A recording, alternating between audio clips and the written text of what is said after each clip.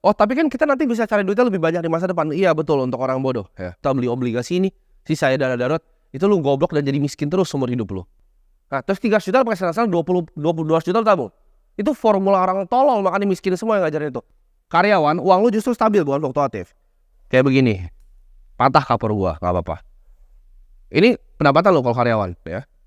Kalau lu karyawan, lu harus cari investasi yang justru begini.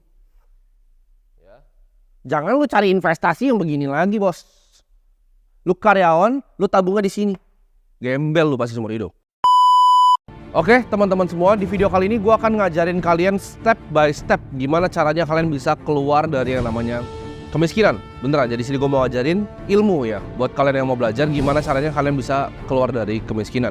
Kali ini agak beda, gue pakai papan tulis. Biasa gue kan di ruangan gue sana, enak duduk. Kali ini gue berdiri biar gue bisa jelasin konsepnya itu lebih detail ke kalian, gimana caranya kalian bisa keluar dari kemiskinan. Karena gue liat banyak banget ya video gimana cara nabung, cara ini. Aduh, menurut gue keribetan, simpang siur, yang ngajarin juga gak punya duit gitu. Jadi kalau lu belajar sama orang gembel, lu akan jadi orang gembel juga. Karena rata-rata bahkan yang kalian bayar financial advisor gitu kan, oh kasih saran finansial, kalian bayar 1 juta buat waktunya gitu. Itu apa yang dia ngerti gitu. Dia aja buang waktunya ngajarin lu cuma buat uang 1 juta gitu. Jadi itu lu pahami bener-bener gitu. Ketika lu mau hire seorang financial advisor gitu yang dolarnya banyak, kok gue bayar dia waktunya ngajarin gue begini 1 juta gitu. Berarti waktunya semurah itu, berarti nggak punya duit ya. Jadi dia juga nggak tahu apa yang dia omongin. Di sini gue mau ngajarin kalian apa yang gue udah praktekin ya.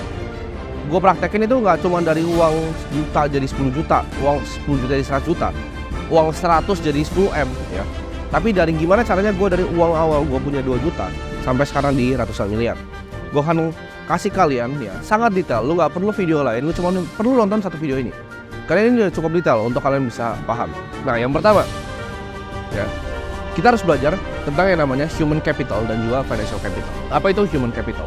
Human capital itu adalah kita kan sebagai manusia kita bisa bekerja ya, kita bisa punya income, kita bisa punya waktu, kita bisa cari duit. Nah, dari human capital ini itu akan mendegradasi seiring waktu. Buat tadi bilang, oh tapi kan kita nanti bisa cari duitnya lebih banyak di masa depan. Iya betul, untuk orang bodoh ya. Cuman kita tahu manusia itu fisiknya makin tua itu justru makin turun, bukan makin naik ya. Kita secara biologis ya, kecuali nggak tahu nanti ada DNA sequencing atau teknologi yang bisa bikin kita hidup selamanya. Tapi selama kita masih mati di rata-rata Indonesia umur 71-74, ini akan degradasi ya. Jadi orang bilang kan, masa muda kalian happy-happy dulu, senang-senang dulu. Enggak, masa muda justru lu hajar yang kerja paling tinggi. Kenapa? Karena energi lu paling banyak, lu berpotensi untuk dapat duit juga paling banyak di masa muda. Nah, financial capital ini adalah apa? Financial capital ini adalah uang yang kita telah kumpulkan seumur hidup kita. Jadi ya itu, sesimpel itu. Jadi begitu human capital ini awalnya pasti tinggi karena kita masih muda, banyak energi, banyak waktu. Banyak yang salah kaprah ya. Kalian mikir, oke, gue punya uang 1 juta rupiah ya kan, 1 juta rupiah gue mau pakai untuk investasi apa. Terus lu punya uang 10 juta nih bahkan ya, lu hire advisor 1 juta gitu kan, dia saranin lu 4 juta beli saham ini, 2 juta beli obligasi ini, sisanya dana darurat. Itu lu goblok dan jadi miskin terus seumur hidup lu ya. Makanya ini step by step nih, gimana cara lu keluar dari kemiskinan ya. Financial capital, jangan ini kalau misalnya lu masih mulai ini umur 20 tahun di sini ya. Lu umur 20 tahun ini pasti kecil.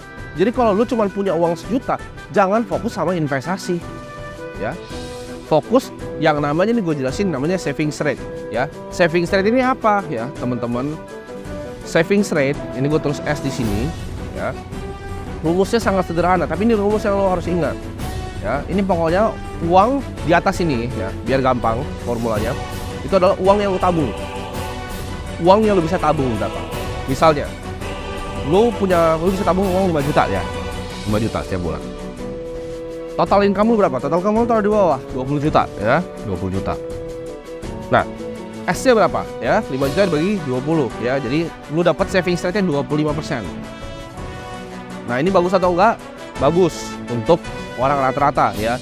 Cuman tolonglah gitu, kalau lu punya income 20 juta ya, lu at least tabung 10 lah.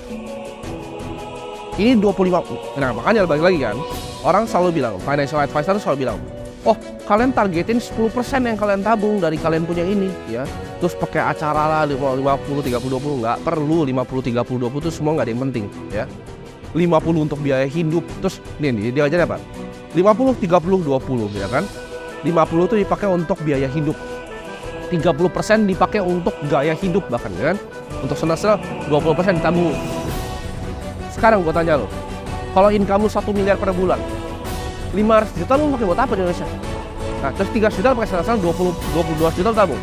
Itu formula orang tolong, makanya miskin semua yang ngajarin itu. Gak bisa gitu, gak bisa pakai begitu cara mikirnya ya. Kita akan pakai namanya nanti spending cap. Jadi spendingnya yang kita cap. Karena kan ini rumus di atas ini adalah total pendapatan kita dikurang total pengeluaran kita. Dapat kita 5 juta di sini ya. Jadi kalian paham angkanya 25% ini. Ini penting. Kalau orang ngajarinnya 20%, 15%, gue ngajarinnya 80 ya. Ini angkanya, sweet spot nih. Ya, Pareto 80-20.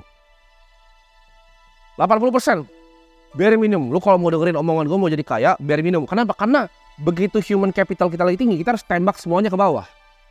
Biar financial capital kita ketemu ini. Nah, ini rata-rata di Indonesia atau di dunia itu di angka 65 ketemu. Ketika titik ini ketemu, ya, lu pensiun. Financial capital lu bisa nge-support semua biaya hidup lu. Dan lu gak usah pernah kerja lagi karena human capital lu nih di umur 74 nih mati nih, degradasi di sini. Lu udah hoid gitu. Ini cepat-cepat naikin ke 80%. Mumpung lu masih bisa kerja, mumpung lu masih bisa bikin duit. Jadi, kalau misalnya uang lu 10 juta, yang lu investasikan berapa? 8 juta. Terus, oh tapi gue biaya hidup gini. Lu kebanyakan gaya. Ya, gue kasih tau lu kebanyakan gaya. Gue masih naik ya mobil Ford Fiesta.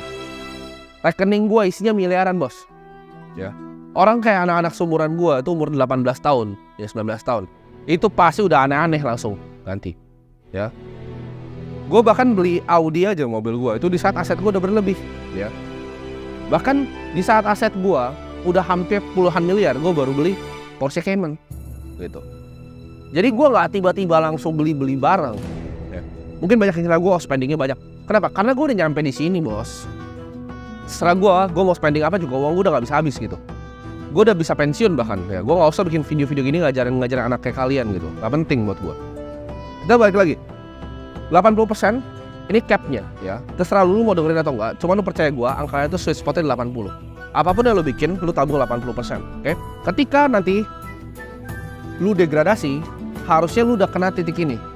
Ketika lu udah mulai tua, lu harusnya kena titik ini. Nah, financial capital ini kita build dari awal. Sekarang pertanyaannya kan, gimana cara mempercepat financial capital naik biar ketemu? Bener kan? Karena average-nya di 65, gimana cara kita tarik mundur nih? Ya. Jadi umur 30, enak kan? 30 lu bebas. Cara tarik mundur adalah apa? Dengan permainan ini, ya. Financial capitalnya sekarang. Kita udah belajar human capital, gimana caranya tambahin human capital? Gampang, kerja lebih keras, pakai otak gitu. Income-nya gedein ya kalau lu kerja nih. Makanya gue gak pernah saranin, oh lu keluar dari pekerjaan lu full time di trading apa gitu. Lu jadi orang miskin bos. Ya. Lu kerja aja ya, baik-baik sama bos lu. Lu kalau misalnya next ada, makanya gue gak suka. Ada orang ngajarin kayak begini, suka ngerendahin orang yang kerja. Gitu. Gak ada salahnya jadi orang yang kerja ya. Malah kerja itu jadi lu punya bantalan.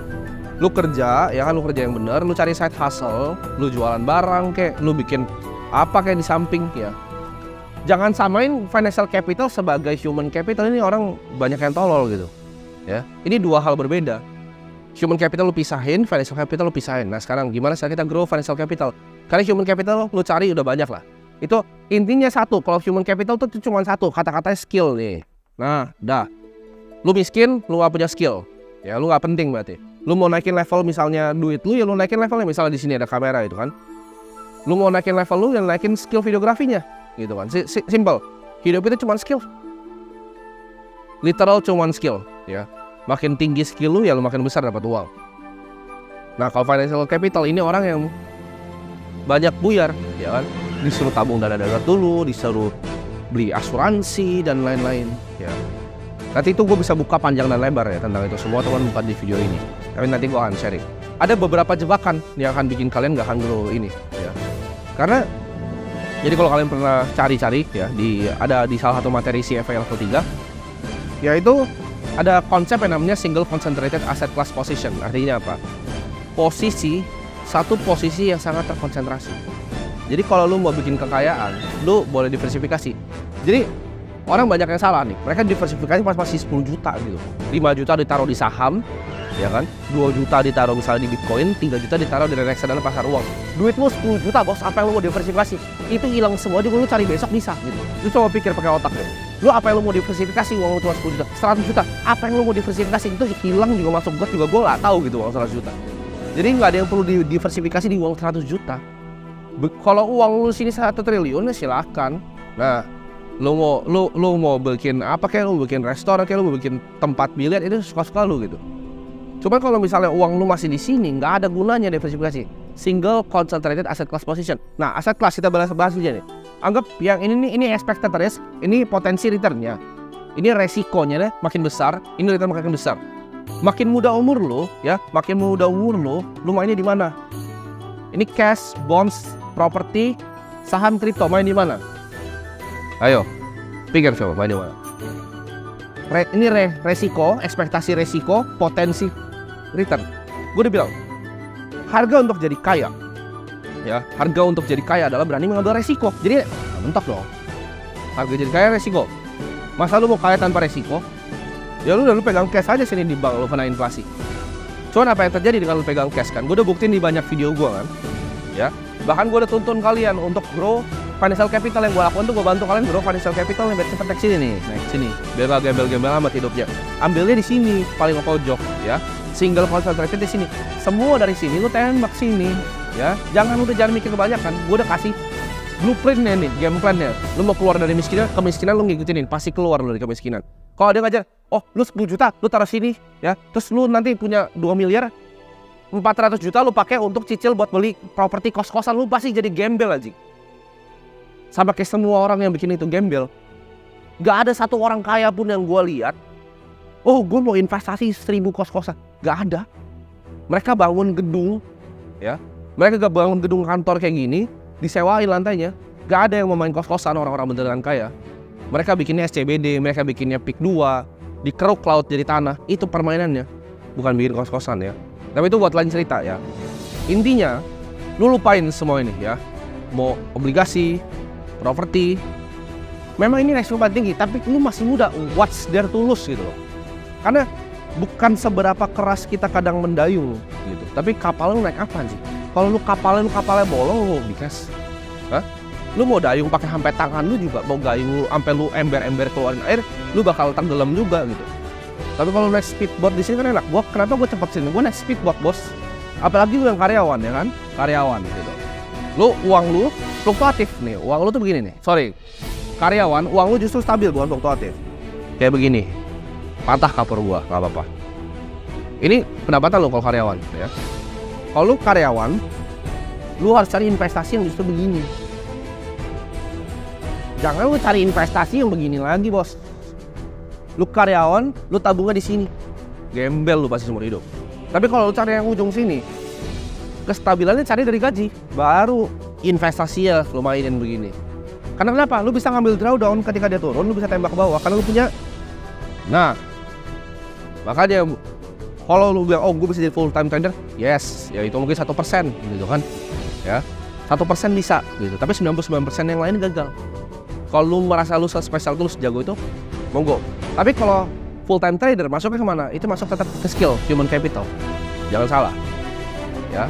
Full time trader itu masuknya di skill, human capital. Lu bikin hedge fund lah sana, terus lu structure di Singapura gitu kan, lu cari LP taruh duit lu mainin. Itu skill, human capital. Itu bukan financial capital. Financial capital lu apa? Management fee-nya nanti, ya dari hasil fund lu. Ini sesimpel ini. Jadi lu cari uang sebanyak-banyaknya dari human capital pas lu masih muda. Jangan mikirnya, oh nanti gua akan naik pangkat jadi direktur. Jangan gitu. Sekarang tembakin semua ke aset yang paling tinggi. Kripto. Nggak mau belajar kripto, beli Bitcoin aja, percaya gua gitu. Lu beli Bitcoin aja, lu tabung, ya. Berapapun pendapatan lu dikurang pengeluaran lu, 80% wajib lu tabung, ya. Sesimpel itu. Lu grow terus, HC-nya 80% lu tabung, lu tembakin ke bawah, ya, lu masukin ke kripto. Itu cara lu keluar dari kemiskinan dalam waktu 5 sampai 10 tahun. Lu save video ini, lu gak usah dengerin yang lain, financial advisor, gak ada yang punya duit, ya. Gak usah dengerin yang lain, tonton satu video ini, simple ini gue jelasin bener-bener kayak gue ngejelasin anak SD, gitu. Tadi sebelumnya sebenarnya gue bikin video yang kayak gini, cuman gue banyak pakai yang lebih ribet gitu. Ya, gue baru ingat ini kalian beta aja nggak ngerti gitu. Jadi gue cari yang paling sederhana. Ya, gue cari gimana caranya gue bisa gambarin paling sederhana untuk kalian. Jadi semoga bermanfaat videonya, semoga kalian bisa keluar dari kemiskinan.